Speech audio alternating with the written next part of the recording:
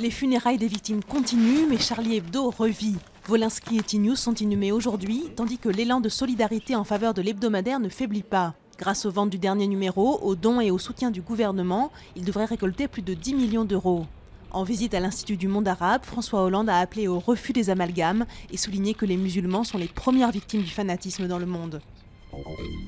Le taux du livret A pourrait atteindre un nouveau plancher historique. Le gouverneur de la Banque de France propose de le fixer à 0,75% contre 1% actuellement. Théoriquement, ce taux devrait même être abaissé à 0,25% en raison de l'inflation qui a été nulle en 2014. La rémunération du produit d'épargne préféré des Français n'a jamais été inférieure à 1% depuis sa création en 1818.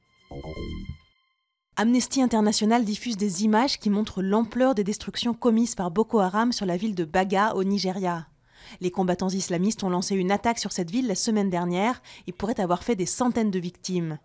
Amnesty International relaie les récits de témoins qui parlent de rues jonchées de cadavres et d'une femme tuée alors qu'elle était en plein accouchement. Le pape accueilli avec ferveur aux Philippines après sa visite au Sri Lanka. Dans cet archipel en très grande majorité catholique, François se rendra à Tacloban, un site ravagé par le typhon Haiyan en 2013. La visite papale constitue un cauchemar sécuritaire pour le pays, qui a déployé plus de 40 000 soldats et policiers. 2400 places et un orchestre installé au milieu des spectateurs.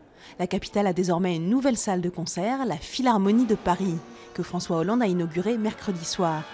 Seule fausse note, l'absence de Jean Nouvel, le concepteur du bâtiment.